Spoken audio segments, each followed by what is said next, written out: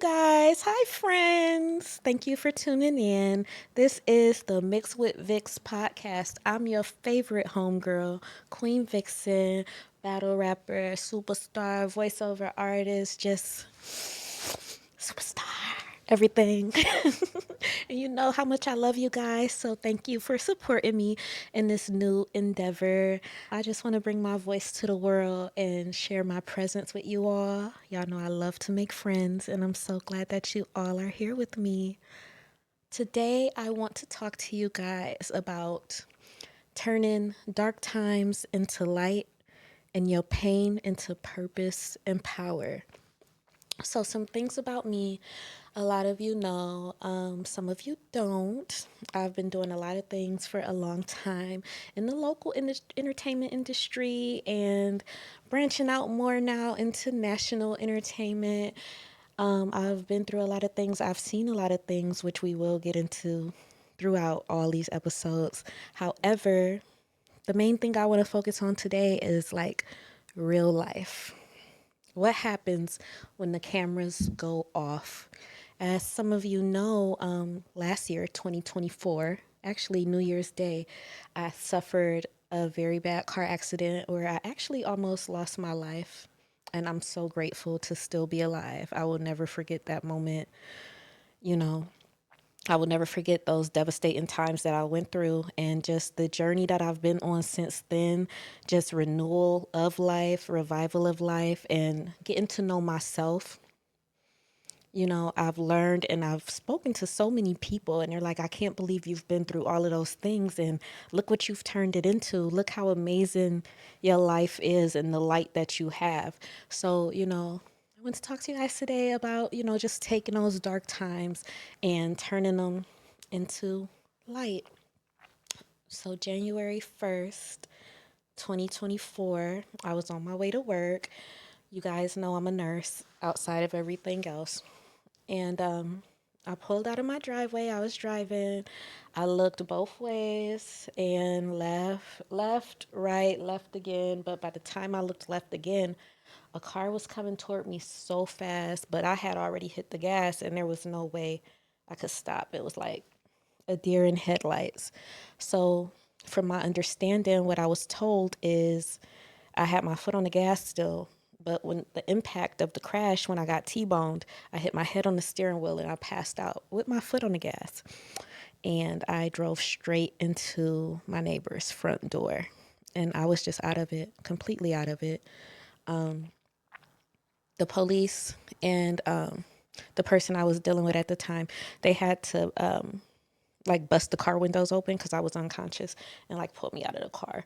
And I woke up in the same emergency room that I worked in at the time, which was so very strange seeing it from the opposite side of the fence, whereas I take care of patients, I was the patient and all my coworkers are standing over me, cutting my clothes off, sticking needles in me. It was the strangest thing, just viewing it from that side. Subsequently, after that, within a week, a long-term relationship that I was in ended. After 3 years, that person actually walked out when I couldn't even walk. I'm sitting up here in a leg brace and I can't even get down the stairs. And this person decides to pack up in the middle of the night and leave. And I found myself in a very dark place with lack of support, lack of income, just lack of everything, and I was really, really, really feeling lost. Like, where do I go from here? I just had everything. Now I feel like I have nothing. All of a sudden, how do I fix this? How do I get out of this rut? You know? And I remember I decided to fast because I didn't really understand like what was going on, but I felt like I wanted to hear from a higher power, God, Allah, whoever you worship. I needed to hear that voice and tell me what to do. Have I done something wrong? Am I being punished? How do I go about fixing this position that I'm in? And all I remember was being a little girl in church, and they said when you wanted to hear from the Lord, you had to fast. So I completed a 14-day fast. I did not eat any food for 14 whole days from January 11th up until about January 27th to 29th, I believe it was. No food, absolutely none. I only drank water for 2 weeks. And in that time, I lost 23 pounds, y'all. So, yay to me. So that kick started my weight loss journey. And then after that, I slowly began to refeed myself. I remember the first day I ate was like February 3rd or something. It was the first day I ate like real food. And I scarfed down a whole bunch of chicken. Oh, I got so sick. I threw up so bad. I threw up so bad. But I remember during that time, I was just journaling, praying every day. And, I got through that water fast and then I ate and I got so sick. So then I just started reevaluating like nutrition and really what I was putting in my body, but not only my physical body, my mental body, my spiritual body, you know, um, really watching the music that I was listening to, the messages that I was giving myself, because when you are that kind of person and like you out and you like in the world and don't get it twisted because I still have my fun, but when you that kind of person and you not really watching what you bringing into yourself, the messages that you give yourself are the messages that you rely on. So if you listening to music about you being out here twerking or using niggas for money, etc. Excuse my language, but y'all know, using men for their money, stuff like that, then that's the mindset that you'll have and you'll be living by, the lifestyle that you'll be living. And those can all lead you down like dark paths. It's not really who you are, but it's what you're taking in. So you got to just really be careful of that. So yeah, after that, like my weight began to like I began to like slim down, looking all cute and stuff. But during this time, I was really working on the kind of people that I had myself around. Like I lost so many people. It wasn't just the loss of that long-term relationship. It was the loss of people that I considered friends. I'm talking 10 plus years. Like I felt so abandoned by so many people. I literally had no one to rely on. It was a good moment in time, about 6 to 8 weeks, where I was completely isolated. And I remember one day I was on the couch and I needed to go up the stairs. I had gotten down the stairs, sliding on my little butt down the stairs. And I needed to go up the stairs. And I had been watching a message by Sarah Jakes Roberts, Girl Get Up. Y'all done heard of it. I watched that. And she said, Girl, get up. And I got this brace on my leg. And she like, Girl, get up. And I'm just looking like I can't get up. And I'm tearful, and I'm listening to this message. And, she's like, Girl, get up. And nobody had ever said that to me before. And I'm like, Girl, you got to get up. And I snatched this brace off my leg before I know it. And I'm just moving slow, just moving slow. And I got my butt up them stairs that day. And after that, I was like, I ain't putting it back on. I ain't put the brace back on. Some other devastating things, really devastating things that I ain't even gonna go into. We'll get into that on the relationship episode. But some really devastating things happened to me during that time. Some really horrible things were revealed to me. And, it changed me. And that's what I wanted to talk to you guys today about, like change, how dark times will change you and is ultimately preparing you for the true version of yourself, the ultimate version of yourself and who you were actually created to be. So when I was younger, I used to always be a people pleaser. A people pleaser. I was so anxious to please other people, whatever they wanted, whatever they needed to stay in my life, for me to have that attachment to them. I would give. I was so giving. I was so openly loving because I was a people pleaser. But when you're a people pleaser, you forget to please yourself. You get so lost in others that you lose your own value because your value depends on what others think of you and how they gravitate towards you. And you often forget to love yourself. You have to love yourself above all, because if you don't love yourself, you're only going to attract other people who don't love you, maybe not even like you. We attract what we are and what we believe about ourselves. So you have to love yourself. Otherwise, you'll only keep attracting people who don't love you because you're not loving on yourself. Let me tell y'all. Another thing I had to learn around that time, I had to deal with my own traumas and triggers.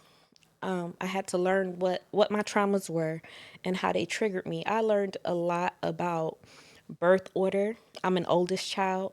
Why I give so much. I was raised as the oldest child to be able to take care of my siblings in case something were to happen to my parents. So I've always been a caretaker and a caretaker of those people around me, giving them whatever that they needed. So that's where the people pleasing tactic came in. And I had to realize that I had to detach from that because it only brought me people who were seeking to use me. When they saw that you are a giver, when they see that you're a giver, they like, oh, well, I can't get that nowhere else. So I'm just going to use up all this person's energy. I'm going to use up all their energy. And when it's done for, when I think I got them in a place where I don't need them anymore, I'm out. I'm finished. And that's kind of what I kept running into until I got it in my head like, no, I'm not going to be so giving. I have to receive first. Let me see what this person has to offer me, what kind of value they offer to my life before I go giving my value. You have to know your value, and then you have to not be so freely given with it. It's like the old saying, like, you can be accessible, but you can't be accessible. Like you can be reachable, but you can't be accessible is what I meant to say. Like people should be able to reach you. Yes, I'm here. I'm a real person. I'm available, but that doesn't mean that you have access to me, because what kind of value are you adding to my life? You feel me? So there was that. I had to learn to deal with my own traumas and triggers. And then I also, this is a big one, y'all. This is a big one. The men gonna love me for this one. I had to learn to take accountability. I had to learn that certain things in my life and certain things that I had gone through were actually my fault, where I went wrong. Why did you stay so long in a situation that wasn't serving you? This is your fault that you've experienced all this trauma. Sometimes you let people come back that never deserved a second chance to begin with. They really never deserved the first one, but we'll get into that at a later date. They never deserved the first chance to begin with, but you gave them a second one. That's accountability that you need to take. Why did you let this person back in your life after they showed you who they were the first time? They showed you who they were before. Sometimes before you even get involved with them, they show you who they are. And you just opening yourself up to them. You just giving yourself freely. You have to learn to take accountability for the issues that go on in your life and the things that you're going through. Because and that's not even the only thing. Like certain people out here, you say you want a good person, you say that you want a good loving relationship, but you keep ending up in abusive relationships. Why? We're abusing ourselves. You abusing your finances. You're not taking care of yourself right. You abusing your mental by what you taking in. You abusing your spirit. But you expect somebody to come in and love you and save you and be the person that you need when you're not even being the person that you need to be to yourself. You have to give yourself the value that you want others to see in you, and you have to portray that value. And once you do, that's when more valuable people will come into your life. But it all starts with taking accountability. That was a tough one. I can't believe that I learned how to do it. I think I need a trophy for that. All the men in the world need to give me a trophy for learning how to take accountability. And they hate it now, y'all. Oh, let me tell y'all, they hate it now. Because I will straight up tell you, I will tell you the truth. Yes, I did that. Yes, I was wrong for that. Yes, I learned from that. Yes, I went through it. And, men look at you like a deer in headlights. Like she takes accountability. Oh, this a unicorn over here. We gotta be careful over. Yeah, tread lightly.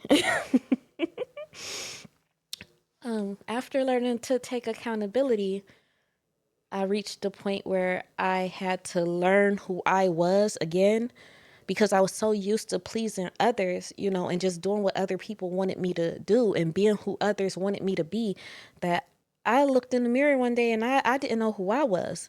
Somebody had asked me, like, well, what do you like to do for fun? I don't even know. Like, wait a minute. What do I like to do for fun? What do I like to do in my spare time? I had no idea who I was. I had lost myself in pleasing other people. So when you're going through a dark time, you're going to reach a point where you have to sit down with yourself. You're going to have a conversation with that angel and that devil on your shoulder about who you are, what you want. And sometimes I found myself talking to myself so much, y'all, I thought I was a little bit crazy sometimes. I'm sitting here like, shut up. No, I don't want to hear it. And nobody's talking. It's the voice in my head, you know? And the other voice is like, it's going to be okay, girl. It's going to be okay. And, being a nurse, knowing a bit about psychology, I understood that I was arguing with my my ego, and my super ego. These are psychological facts. Y'all got to look it up. I don't want to go too deep into that. But just those voices in your head, your conscience, learning who you are, they will really guide you. Some people call them spirit guides. But it will really guide you into who you're supposed to be. And it's going to be some hard conversations you're going to have with yourself. You're going to have to set yourself straight. Sometimes mama can't help you, daddy can't help you. They no longer there, or they just off in their own world with their own situations. You have to be responsible for you, and you have to learn who you are again after going through a dark time. If you want to get back to the light, if you want to reach that light, if you want to turn the pain that you having into purpose and into power, you're going to have those hard conversations with yourself, and you're going to have to learn who you are and operate in who you are, not who others want you to be. Let's talk about revival. Once you've gone through the transformation, as some of y'all know, I lost 60 pounds, y'all. I look good. I look good. I feel good. I was 230 pounds. I got all the way down to 169. But some of that was the stress of that breakup and not eating and not not being able to walk like I wanted to. I was messed up for so long, for real, heartbroken, just devastated. But I was also, when I regained my strength and I was able to walk, I was on that treadmill every day. I was in that gym every day.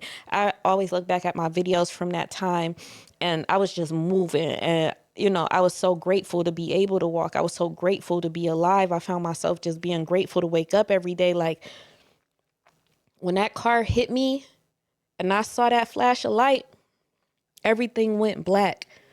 And then suddenly I woke up, like I said, in the same emergency room I worked in. That was crazy. Like, so if you die, do everything just go black? Or was I just like knocked out? Like, so, just being great, like, could everything really can just be over in a blink of an eye?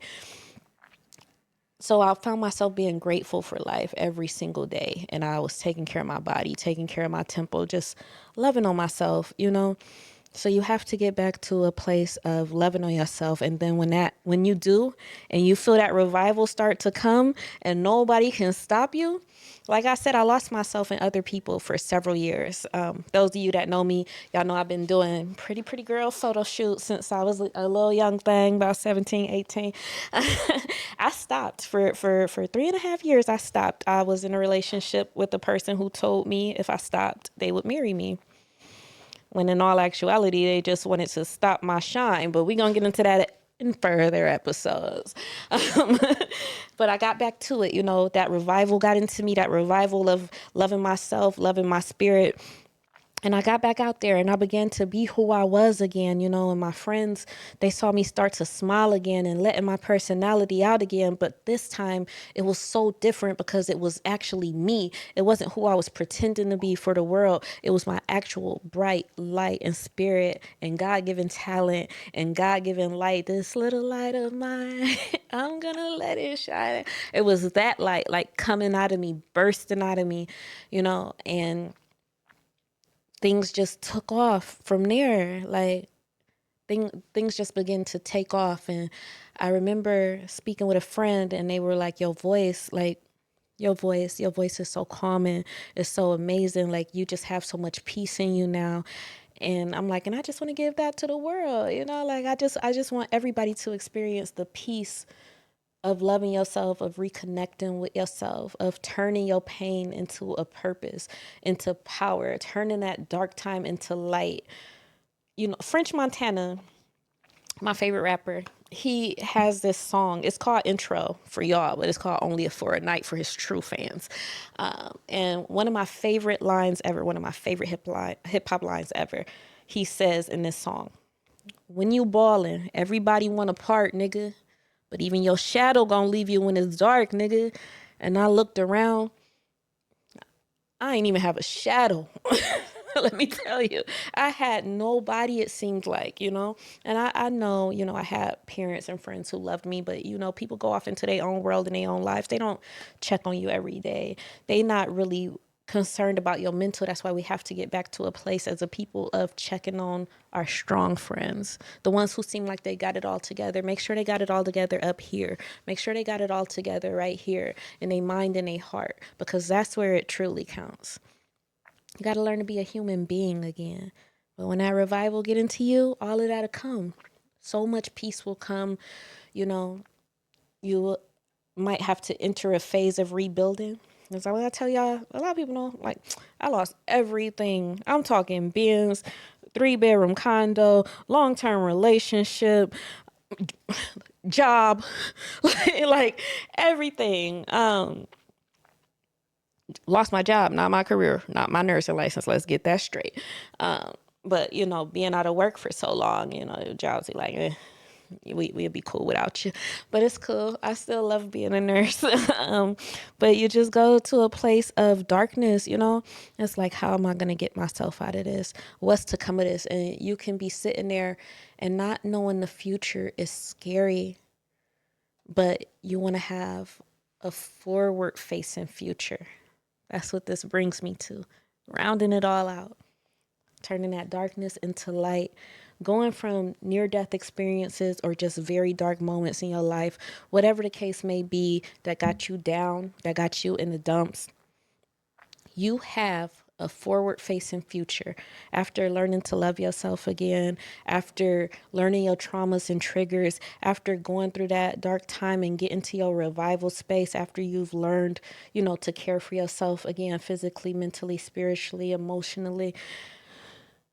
You have a forward facing future ahead of you. It's nowhere to go but up. When you're down, when you're down, when you're all the way at the bottom, at the lowest of the low, and you ain't got nowhere to look, where else can you look? You can't look nowhere but up. It's nowhere to go but up. But you have to go through that pain. You have to go through that valley experience. You have to go through that deep, dark time alone. Isolation is very real and is necessary in order to come out on top and see that forward facing future. So if you want to turn your pain into purpose, if you want to turn your darkness into light, and if you need a friend just to talk to, just to listen to you, somebody who's been there, somebody who understands, somebody who won't judge you, and somebody who will pull you up when you on that ledge, I'm your girl. I love y'all.